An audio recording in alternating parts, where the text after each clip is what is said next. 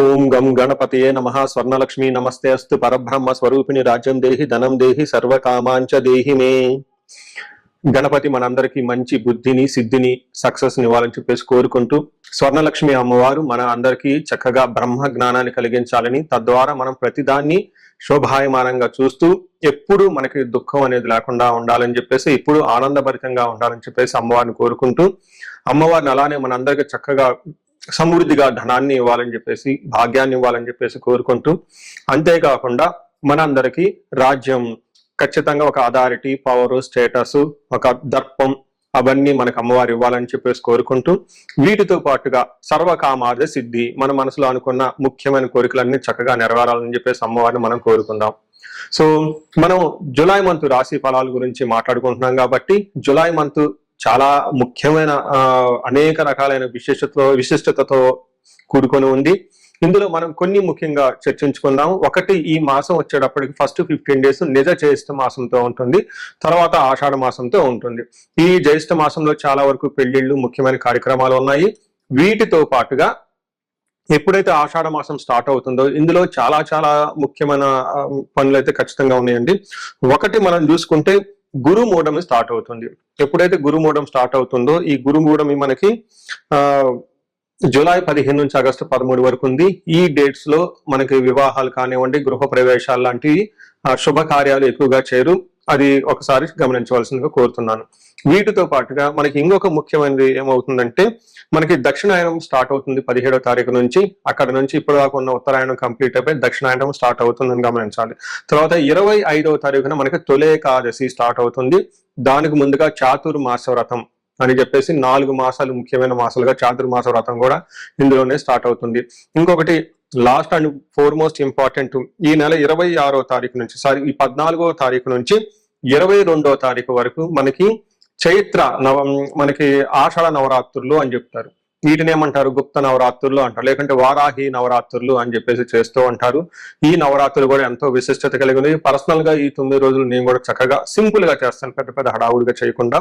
ఇలా చేసుకునే వాళ్ళందరికీ ఎంతో బాగా ఉపయోగకరంగా ఉంటుంది. లాస్ట్ లో ఈ మంత్ మనకి గురు పూర్ణిమతో ఈ మాసం అనేది పూర్తి అవుతుంది. ఇన్ని రకాల విశిష్టత కలిగిన ఈ మాసంలో జ్యోతిష శాస్త్రం ప్రకారంగా కూడాను 3 ముఖ్యమైన గ్రహాలు మారుతూ ఉన్నాయన్నమాట. ఆ గ్రహాలు మనం ఏంటో చూసుకుంటే, జూలైలో 4వ తారీఖు, 7వ తారీఖు, 16వ తారీఖు, 21వ తారీఖు, ఇలా జూన్ అంటే 3 గ్రహాలు మారుతున్నాయి. ఈ మారి గ్రహాలు శుక్రుడు, బుధుడు, సూర్యుడు గ్రహాలు కూడా ఉన్నాయి. 4వ తారీఖు వచ్చేటప్పటికి శుక్రుడు, బుధుడు వచ్చి 7వ తారీఖు, 16వ తారీఖు సూర్య భగవానుడు మారుతూ ఉన్నారనమాట. ఈ యొక్క 3 గ్రహాల యొక్క ప్రభావం మనకి జూలై మంత్ లో ఎలా ఉండబోతుందో మనం తెలుసుకుందాం. సో మనం మిథున రాశి జూలై మంత్ లో ఎలా ఉందో చూద్దాం. జూలై 2026 సంవత్సరంలో మిథున రాశి పరిస్థితి చూస్తే, ఈ రాశి వాళ్ళకి ఒక సాధారణంగా ఉండేది, అలా పెద్ద ఇబ్బందులే ఉండవు, అలానే పెద్ద అవకాశాలు వచ్చి గ్రోత్ ఉండేది కూడా ఉండదని చెప్పుకోవచ్చు. కొంచెం నిదానంగా ఆలోచించి అన్ని పనులు చేసుకుంటే చాలా చక్కగా ఉంటుంది ఈ మాసం అంతా అని చెప్పుకోవచ్చు. ఇందులో ఉన్న నక్షత్రాలు చూస్తే మృగశిర 3, 4 పాదాలు, ఆరుద్ర 1, 2, 3, 4 పాదాలు, పునర్వసు 1, 2, 3 పాదాలు అంతా మనకి ఈ మిథున రాశిలో ఉంటారు. పేరు బలం బట్టి మనం చూసుకుంటే కా, కీ, కు, ఖం, జ్ఞ, కా, కే, కో, హ అన్న అక్షరాలు కూడా ఈ రాశిలో ఉంటారని గమనించాలి. మనం ముందుగా చెప్పుకున్న విధంగా గ్రహాలు ఏవైతే మారుతున్నాయో, ఈ గ్రహాల ద్వారా మనకి లఘు గోచారము, సూక్ష్మ గోచారం యొక్క కాన్సెప్ట్ ప్రకారం చూస్తే, చిన్న చిన్న మాటల్లో సంస్కృతంలో హోల్ మంత్ ఎలా ఉందో మనం చెప్పుకోవచ్చు. దాని ప్రకారం ఏంటంటే, ధనం వ్యాధ్యార్థి అర్ధక్షయం విభూధిం అని చెప్తారు. అంటే ధనం వచ్చే అవకాశం ఎక్కువగా ఉంటుంది, ధనం కోల్పోయే అవకాశం కూడా ఉంటుంది. అలానే వ్యాధ్యార్థి లైట్ గా హెల్త్ కాంప్లికేషన్స్ ఉండే అవకాశం ఎక్కువగా ఉంటుంది. అర్ధక్షయం ధనాన్ని కోల్పోతూ ఉంటారు. విభూతి ఆల్ రౌండ్ ప్రాస్పరిటీ ఉంటుంది. అంటే కొంచెం ఎక్కువగా కొంచెం అటు ఇటు ఉన్నా కానీ ఓవరాల్ గా తటస్థంగా న్యూట్రల్ గా ఉండే మాసం అని మీరు చెప్పుకోవచ్చు.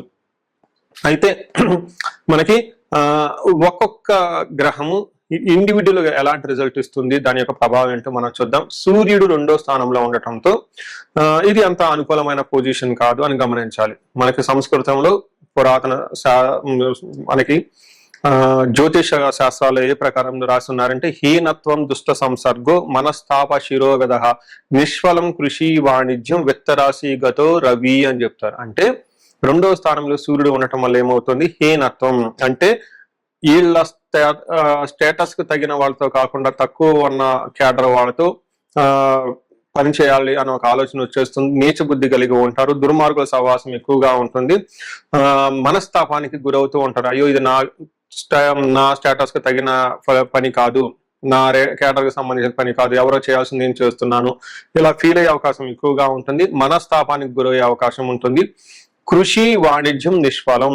ఈ టైంలో వ్యవసాయం చేసినా లేదంటే వ్యాపారం చేసినా అంతగా కలిసి రాదు అని మనకు చెప్తూ ఉంటారు. గొడవలయ్యే అవకాశం కూడా ఉంటుంది. అది మన సూర్యుడి వల్ల మనకి ఇలాంటి అనుకూలమైన ప్రతికూలమైన పరిస్థితులు ఉండే అవకాశం ఎక్కువగా ఉంటుంది. నెక్స్ట్ బుధుడు వీళ్ళకి 2వ స్థానంలో ఉండటంతో అగైన్ ధననాశనం అని చెప్తూ ఉంటారు. వివాదో దుష్ట సంసర్గో అంటే దుష్టుల యొక్క సవాసం పట్టి ధనాన్ని కోల్పోయే అవకాశం ఎక్కువ ఉందని గమనించుకోవాలి. నెక్స్ట్ 3వది మోస్ట్ ఇంపార్టెంట్, కుజుడు వీళ్ళకి 12వ స్థానంలో ఉండి మిక్స్డ్ రిజల్ట్ ఇస్తూ ఉంటారు. 12వ స్థానంలో ఎప్పుడైతే కుజుడు ఉంటారో గమనించాల్సింది ఏంటంటే హాస్పిటల్స్కి వెళ్ళే అవకాశం ఉంటుంది, లేదంటే ధనం విపరీతంగా ఖర్చు అవకాశం ఎక్కువగా ఉంటుంది. భూమికి సంబంధించిన వివాదాలలో పరిష్కారాలు చేసుకోవటంలో అంత అనుకూలంగా ఉండదని గమనించుకోవాలి. 12వ స్థానంలో కుజుడు ఉంటే ఏమవుతుందంటే ప్రవాసం వ్యాధి పీడాంశ బంధు వైరం ధనక్షణం దేహ పీడాంశ సంచారం ద్వాదశకే కుజ అంటారు. అంటే 12వ స్థానంలో ఎప్పుడైతే కుజుడు ఉంటారో విపరీతంగా ట్రావెల్ చేసే అవకాశం ఎక్కువగా ఉంటుంది. దూర ప్రయాణాలు చేసే అవకాశం ఎక్కువగా ఉంటుంది. ధనక్షయం జరుగుతూ ఉంటుందని చెప్తారు. అయితే వీళ్ళకి ధనం వచ్చే అవకాశం కూడా ఉంటుంది. ఇటు ధనం వస్తూనే ఉంటుంది, ఆ విధంగా ఛాలెంజెస్ కూడా ఉంటుంది. లాస్ట్ అండ్ మోస్ట్ ఇంపార్టెంట్, శుక్రుడు వీళ్ళకి 3వ స్థానంలో ఉండటం మంచి జరుగుతూ ఉంటుంది. ఇక్కడ కూడా మిక్స్డ్ రిజల్ట్ అని చెప్పుకోవాలి. ఒక రకంగా ఏం చెప్తారంటే వాణిజ్య ధన నాశనం వ్యాపారం చేస్తుంటే అందులో ధనం విషయంలో లాస్లు వస్తాయని చెప్పుకోవచ్చు. శత్రువృద్ధులు పెరుగుతూ ఉంటారు. గత జీవన రాహిత్యం అంటే ఇంత ముందులాగా లైఫ్ అనేది హ్యాపీగా లగ్జరీగా ఉండదు, ఇబ్బందులతో ఉంటుందని చెప్తూ ఉంటారు. బట్ ఒక రకంగా మళ్ళీ అగైన్ సేమ్ శుక్రుడు ప్లేజర్స్, లవ్, తర్వాత రొమాన్స్ ఇట్లాంటి విషయాల్లో బాగా సపోర్ట్ ఇస్తున్నారని గమనించాలి. సో ఏ ప్రకారంగా చూసుకున్నా ఈ రాశి వాళ్ళకి మిక్స్డ్ గా ఉంటుంది. కొంచెం డిసిప్లైన్డ్ గా ఉంటే ఇంటర్పర్సనల్ స్కిల్స్ చక్కగా మెయింటైన్ చేస్తే ఈ మాసం అంతా మీకు స్మూత్ గా వెళ్ళిపోతుంది. ఎలాంటి ఒడిదుడుకులు మీరు పెద్ద ఫేస్ చేయని అవసరం అయితే లేదని గమనించాలి. అయితే నక్షత్రాల ప్రకారం చూసుకుంటే ఇందులో మృగశిర, ఆరుద్ర, పునర్వసు 3 నక్షత్రాలు ఉంటాయని మనం ముందుగానే చెప్పుకున్నాం. ఇందులో నక్షత్రం ప్రకారం చూసుకుంటే బాగుంది, చాలా వెరీ ఇంట్రెస్టింగ్ గా ఉంది. ఈ మంత్ వీళ్ళకి రాశి ప్రకారం చూసుకుంటే అంత అనుకూలంగా లేకపోయినా నక్షత్రాల ప్రకారం చాలా చక్కగా ఉంది ఈ రాశి వాళ్ళకి. ఇందులో మృగశిర వాళ్ళకి ఐశ్వర్యవంతంగా ఉంటుంది, ధనలాభం ఉంటుంది, విదేశ గమనం అంటే ఫారిన్ వెళ్ళి వచ్చే అవకాశం కూడా ఎక్కువగా ఉంటుంది ఈ రాశి వాళ్ళకి. అయితే నెగిటివ్ సైడ్ లో ఎలా ఉంటుందంటే భయము మరణ తుల్యము అని చెప్తారు. అంటే అనుకున్న పనుల్లో ఎక్కడో ఆటంకాలు రావటం, తద్వారా మీరు కన్ఫ్యూజ్ అయ్యి భయం కలిపే పరిస్థితులు ఎక్కువగా ఉంటాయని గమనించుకోవాలి. అలానే పునర్వసు నక్షత్రం వాళ్ళు చూసుకుంటే విదేశాగమనం, ఫారిన్ వెళ్ళే అవకాశం, ఫారిన్ లో ఉన్న వాళ్ళ ద్వారా లాభం ఉంటుంది, సంపదలు బాగుంటాయి, ధనలాభం ఉంటుంది, మృష్టాన్నం బాగుంటారు, క్షేమంగా ఉంటారు, ఐశ్వర్యవంతంగా ఉంటారు. పునర్వసు వాళ్ళకి యాక్చువల్గా చెప్పాలంటే చాలా బాగుందని చెప్పుకోవచ్చు. సో ఈ ప్రకారంగా మీరు చూసుకుంటే ఈ రాశి వాళ్ళు అన్ని విధాలుగా బాగుంది కాబట్టి ముఖ్యంగా మృగశిర, ఆరుద్ర, పునర్వసు నక్షత్రం వాళ్ళు స్త్రీలతో జాగ్రత్తగా ఉండాలి. అంటే వీళ్ళు ప్రైమరీ ఎఫెక్ట్ కాదు కానివ్వండి, వీళ్ళకి తెలిసిన వాళ్ళు ఇంట్లో కానీ బయట కానీ ఎవరైనా లేడీస్ ఉంటే, ఇన్ కేసు లేడీస్ ఉంటే, జెంట్స్ ఎవరైనా ఉంటే వాళ్ళకి ఏదో ప్రాబ్లం వచ్చి తద్వారా మీకు ప్రాబ్లం అయ్యే అవకాశం ఎక్కువగా ఉంది. కాబట్టి ఇదంతా మీరు చక్కగా గమనించుకొని తగు పరిహారాలు చేసుకుంటే లైఫ్ అంతా 10 రెట్లు ముందుకెళ్లే అవకాశం ఎక్కువగా ఉంటుంది.